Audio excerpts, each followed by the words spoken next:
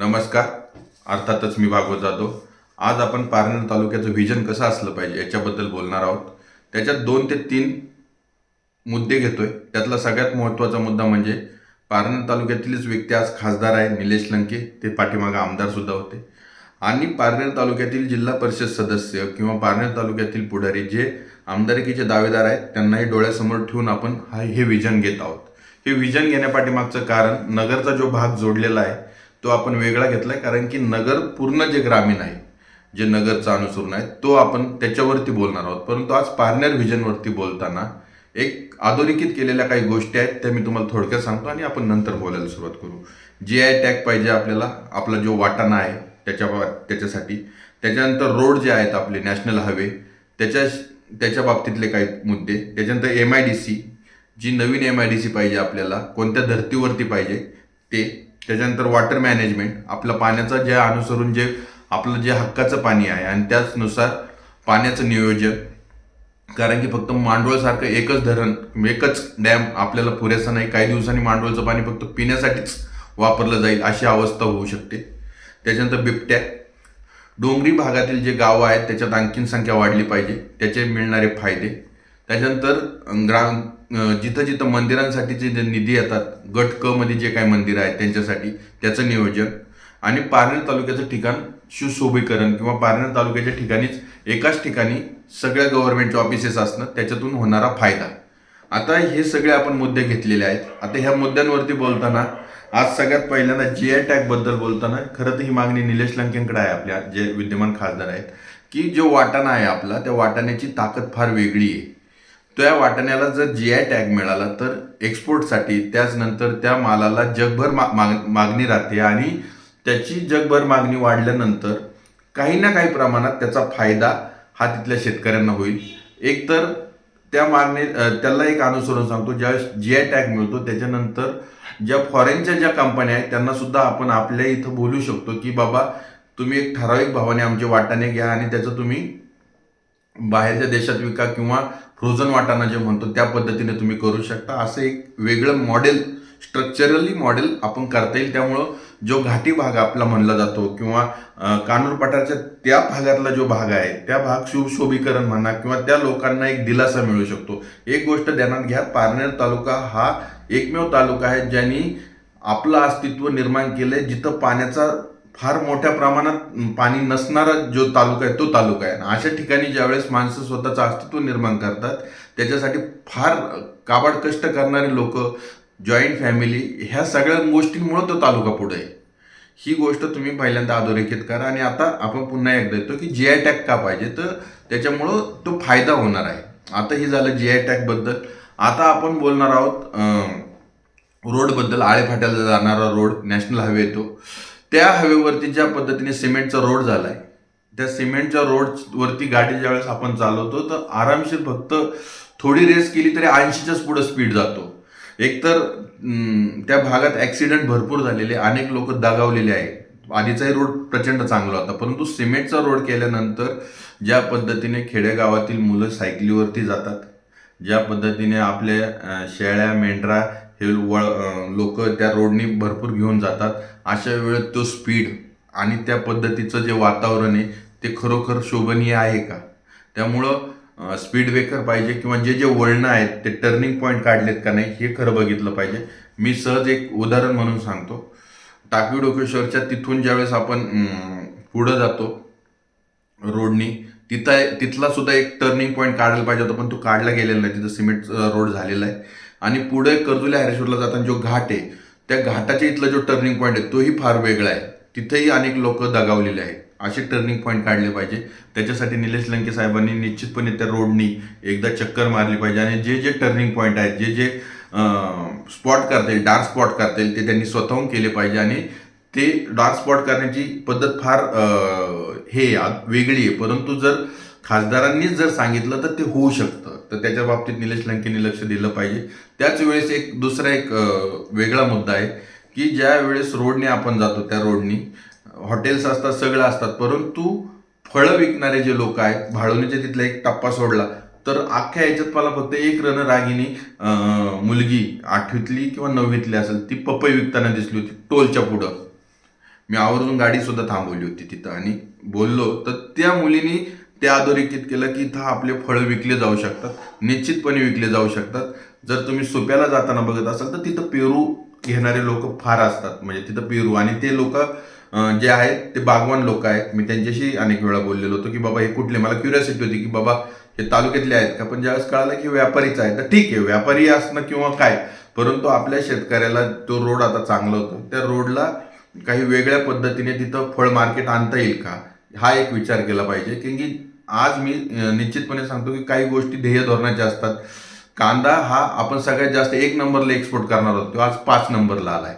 ही गोष्ट तुम्ही अधोरेखित करा की हवे आहेत, हवेला अनेक लोक येणं जाणं होणार आहे, आणि तिथं जर आपण एक आपलं स्वतःचं पारनेर तालुक्यातले काही वेगवेगळे शेतीत पिकणारे जे फळं आहेत ते तिथं आपण विकू शकतो. ते विकण्यासाठी एक ठराविक रेंजमधलं मार्केट आपण तयार करू शकतो का, आणि ते करण्यासाठी कोणत्या स्पेसिफिक जागा आहेत याचा विचार तिथल्या नेत्यांनी, तिथल्या गावकऱ्यांनी केला पाहिजे, आणि याचा पुरेपूर फायदा रोजगार निर्मितीसाठी होणार आहे. त्याच वेळेस बचत गटांना कुठं जागा देऊ शकतो का, कारण की मासवड्या झालं किंवा आपल्या भागातील आमटी झालं, ज्या पद्धतीने आण्याची आमटी, तशा अनेक ठिकाणी आपल्या तिथलं फार वेगवेगळं जेवण आहे, त्या जेवणाची एक वेगळी थाटणी आहे.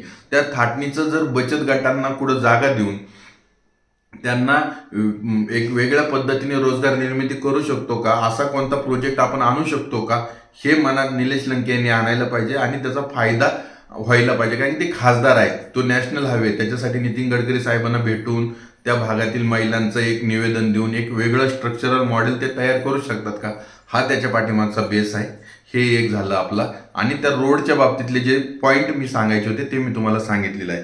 त्याच्यानंतर MIDCच्या बाबतीत मी मागेही म्हणलो होतो, हे बघा, आपलं जे भाग आहे म्हणजे खातगाव टाकळी म्हणा किंवा भाळवणी म्हणा, किंवा खातगाव टाकळी झालं, भाळवणी म्हणा किंवा धोत्र म्हणा किंवा टाकळी डोकेश्वर म्हणा, ह्या ज्या भागातले जे लोक आहेत त्यांच्यासाठीची जे MIDC जे मॉडेल आहे ते वेगळं आहे.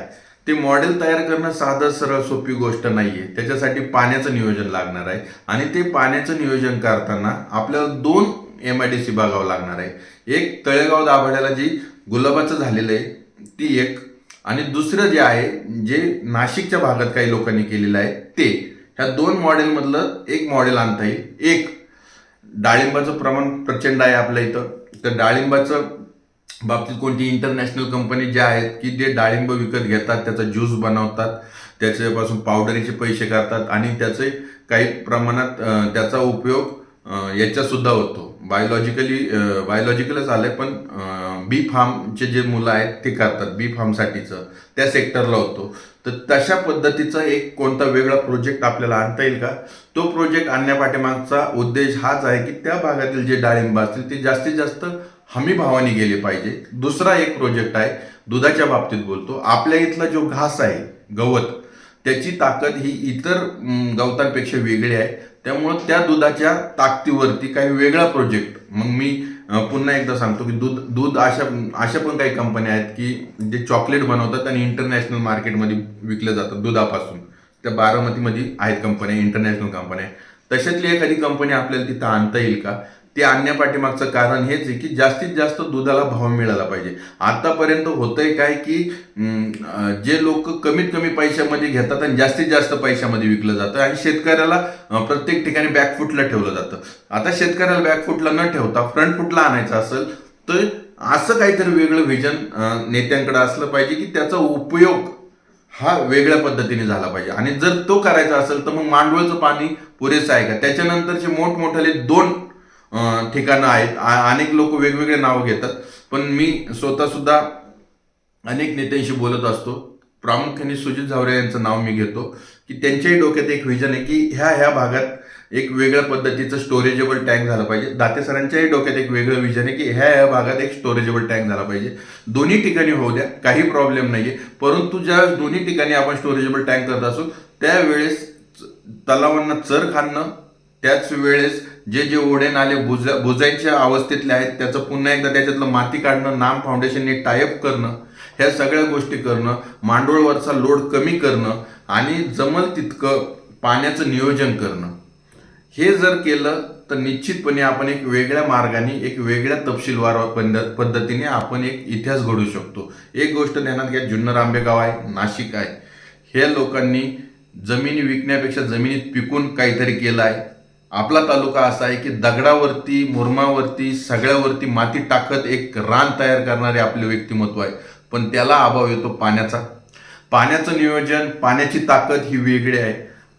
जमिनीला भाव असणं किंवा जमिनीत काहीतरी पिकवणं आणि त्याच्यानंतर भाव मिळणं ही वेगळी गोष्ट. परंतु वाटाण्याला GI टॅग मिळणं, MIDC असणं आणि शेतकऱ्याला जोडधंदा मिळवून देणं आणि त्याच वेळेस आपल्या तालुक्याची एक प्रगतिशील एक गाथा आहे, ती वेगळी आहे. ती गाथा आहे एज्युकेशनच्या बाबतीत, ती गाथा आहे एक डेअरिंगबाज किंवा धडाडीने उद्योगधंदे करण्याच्या बाबतीतली, ती गाथा आहे शून्यातून विश्व निर्माण करण्याची. ह्या सगळ्या गोष्टी मी तुम्हाला सांगत असताना आता थोडंसं आपण एक वेगळ्या पॉईंट ऑफ व्ह्यू घेऊ का. Water management. वॉटर मॅनेजमेंटच्या बाबतीत हा गावागावाचा निर्णय असणार आहे की आता ठिबक सिंचनाची गरज प्रत्येक ठिकाणी असणार आहे. पाण्याचा उपसा तुम्ही किती करणार आणि हे वॉटर मॅनेजमेंट करताना काही ठिकाणी असे भूभाग आहे, प्रत्येक गावाने ते खरं घेतलं पाहिजे. बोरबंदी असेल किंवा कोणत्या कोणत्या भागात पाणी आहे याचे सगळे नकाशे आपण डोळ्यासमोर आणले पाहिजे आणि ते नकाशे आणल्यानंतर आपल्या काही गोष्टी आणखीन तपशीलवार येईल की काय करता येईल. आता जमिनी प्रत्येकाला कमी कमी होत जाणार आहे, वाढत वाढत जाणार नाही. अशा वेळेस ज्या जमिनी कमी कमी होत जाणार आहेत तर त्या जमिनीमधची मॅनेजमेंट, वॉटर मॅनेजमेंट आणि त्याच वेळेस स्ट्रक्चरल मॅनेजमेंट, प्रत्येक गावाची एक वेगळी स्ट्रक्चरल मॅनेजमेंट असेल तर गावं पुढे येतील. हा त्याच्या पाठीमागचा हेतू आहे. आता बिबट्यांच्या बाबतीतलं एक आहे की खरं तर हा प्रश्न असा आहे की बिबट्यांच्या बाबतीतलं एक नियोजन असलं की किती बिबटे पकडले, कुठं सोडले, किती पिंजरे आहेत, आजचं सगळं नियोजन, आयोजन, सगळ्या गोष्टी पाहिजे. की माणसाचा जीव हा एकदा असतो, तो नमुन्यावारी माणसं गेली नाही पाहिजे आणि लहान लेकरं, वयोवृद्ध माणसं, तरुण माणसं याची शिकारी झाली नाही पाहिजे. मग याच्या बाबतीत राजकारण नकोय. तालुक्याच्या बाबतीत तालुक्यात पिंजरे किती, पकडलेले बिबटे कुठं सोडतात, त्या पद्धतीने पुढच्या बिबटे पकडण्यासाठीचं नियोजन काय. एक तर अधिकारी आपल्या भागातील प्रचंड चांगल्या पद्धतीने काम करतात, त्यामुळं त्यांच्यावरती राग रोष दाखवण्यापेक्षा त्यांच्याकडून काम करून घेणं चांगलं. आणि काम करून घेत असताना तपशीलवार माहिती मागतानाही उद्धटपणे मागण्यापेक्षा प्रामाणिकपणे आमच्या इथं होणारा त्रास, माणसाचा जीव किती महत्त्वाचा आहे हे पटवून देणं आणि हे पटवून देत असताना त्याच्यासाठी त्यांना मदत करण्याची आपली असलेली एक वेगळी इच्छाशक्ती, ह्या सगळ्या गोष्टी त्याच्यात आल्या. आता डोंगरी भागात काही गावं निवडले गेले आहेत, अतिशय चांगलं आहे जे गावं निवडले त्याच्याबद्दल. पण जे गावं निवडले गेले नाही त्याचा एक समावेश झाला पाहिजे, त्याचा एक वेगळा फायदा आहे. MIDC जर आपण त्या पट्ट्यात जर गेलो तर ज्या भागात डोंगरी भाग आहे त्या भागात जर MIDC टाकली तर त्याच्यासाठी एक वेगवेगळे विविध फायदे त्या लोकांना असतात, त्यामुळं ते तिथं येऊ शकतात. आता हे झालं ओव्हरऑल स्ट्रक्चर. पारनेर तालुक्याच्या बाबतीतले अनेक असे गावं आहेत की ज्या गावांना एक वेगवेगळं मंदिरांचा इतिहास आहे, एक वेगवेगळ्या पार्श्वभूमी आहे. इतिहास सेनापती बापटांचा आपला तालुका आहे आणि मुळात पारनेर नाव का ठेवलं इथपासूनचा सगळा इतिहास आहे. परंतु त्याचं सुशोभीकरण, सेनापती बापटांच्या नावाची कोणतीही मोठी लायब्ररी म्हणावी अशी भव्य दिव्यता नाही, ती भव्य दिव्यता असली पाहिजे.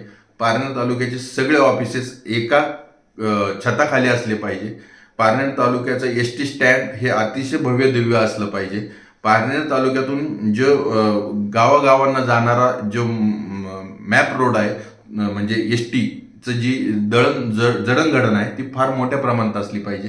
हे सगळं सांगत असताना पारनेरला हक्काचं पाणी, पारनेरच्या बाजारतळावरती पाणी, पारनेरला कोण निवडून येतं कोण पडतं त्या राजकारणापेक्षा पारनेरचा विकास कसा होईल याच्या दृष्टीने आपल्याला अनेक पावलं उचलावं लागणार आहे. राहिलं सहकार क्षेत्रातला कारखाना, त्याच्याबद्दलची वेगळी मतं आहेत, मतमतांतर आहे. पुन्हा जर तो सहकार क्षेत्रात आला तर ते चालवण्यासाठीचं एक वेगळं नेतृत्व पुढे यायला पाहिजे. एक आमदार असले त्यांनीच पारनेर तालुक्याचं कारखान्यावरती त्यांचीच सत्ता येईल असं नाही. प्रत्येक ठिकाणी वेगवेगळे सहकार क्षेत्रातले काम करणारे लोक वेगळे असतात, राजकारणात काम करणारे लोक वेगळे असतात. कारण की सहकार क्षेत्रातलेच लोक राजकारणात यशस्वी होतात असं सध्या पारनेर तालुक्यातलं कोणतंही गणित नाही. जर असं असतं तर अनेक पतसंस्था डबघायला गेल्या नसत्या. हे सगळं सांगत असताना पारनेर तालुक्याच्या मॅनेजमेंट म्हणजे जर तुम्ही सगळ्या कानोर पाटार घ्या, त्याच्यानंतर टाकळी घ्या, भाळुणे घ्या, निघोज घ्या, सुपा घ्या, पारनेर घ्या आपला, ह्या सगळ्यांच्या बाबतीत एक तुम्हाला दिसेल की ज्या पद्धतीने तालुक्याच्या ठिकाणी रोजगार निर्मिती व्हायला पाहिजे. सुप्यासारख्या MIDC मध्ये आयट्यातले, आपल्या पारनेर तालुक्याच्या आयट्यातले किती मुलं दरवर्षी परमनंट होतात? कोणत्याही प्रकारचं लेखाजोखा नाही. आपल्या भागातील किती तिथं इंजिनियर्स जॉबला आहेत, कोणत्याही प्रकारचा आपल्याकडं त्याचा लेखाजोखा नाही आहे. आणि जे लोक निवडून येतात किंवा जे लोकांना आता काम करण्याची भरपूर संधी आहे, ते कशा पद्धतीने करतात हेही बघितलं पाहिजे. दाते सरांकडून असलेल्या अपेक्षा आपल्या हेच आहे की पाणी मॅनेजमेंट, वॉटर मॅनेजमेंट, नवीन प्रोजेक्ट, त्याच्याबरोबर अनेक ठिकाणी तुम्ही रोड करता, तुम्ही त्याच्यासाठी अनेक गोष्टी केल्या, तरी पाण्याचं नियोजन नसलं तर उपयोग नाही. त्यावेळेस ज्यावेळेस तुम्ही पाण्याचं नियोजन करता त्यावेळेस जमिनी वाचल्या पाहिजे शेतकऱ्यांच्या. जिथं तुम्हाला प्रोजेक्ट न्यायचे, त्या प्रोजेक्ट नेण्यापाठीमागचे उद्देश काय असले पाहिजे. ज्या ठिकाणी तुम्हाला एक MIDC आणायची, ती MIDC ह्या भागात आणताना ती नेहमीची MIDC नसली पाहिजे, ती फूड इंडस्ट्री असली पाहिजे. ती फूड इंडस्ट्री आणताना मल्टीनॅशनल कंपन्या असल्या पाहिजे, छोट्या कंपन्या नकोय. मल्टीनॅशनल कंपन्यांसाठीचं जे मॅनेजमेंट असेल ते वेगळं असतं. त्यांच्यासाठी जागा देताना वेगवेगळ्या ठिकाणी द्यावं लागेल, कारण की एकाच ठिकाणी MIDC करणं हे जरी संयुक्तिक असलं तरी ओव्हरऑल विचार करता ते कितपत संयुक्तिक आहे. अनेक ठिकाणी असं सुद्धा आहेत की खास करून विदर्भात किंवा मराठवाड्यामध्ये काही अशा ठिकाणी स्ट्रक्चरल MIDC आहेत की तिथं ठराविकच MIDC आहे, परंतु अनेक लोकांना त्याचा फायदा होणारे आहेत. अशा पद्धतीची काही MIDC करता येईल का, हा एक विचार पाठीमागे असला पाहिजे.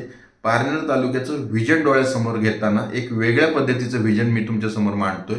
ते मांडण्यापाठीमागचं कारण म्हणजे सोपा MIDCचा म्हणावा असा फायदा झालाय का तिथल्या लोकांना, हा खरा प्रश्न ज्यावेळेस मनासमोर येतो, डोळ्यासमोर येतो, त्यावेळेसचं उत्तर. आणि आपण दुसरी MIDC ज्यावेळेस मागतोय, ती MIDC फूड इंडस्ट्रीची असताना GI टॅगचा महत्वाचा मुद्दा का आहे, कारण की एक्सपोर्टसाठीचा हा मुद्दा आहे. आणि हे सगळं तुम्हाला सांगत असताना हे एक वेगळं पारनेर तालुक्याचं व्हिजन आहे.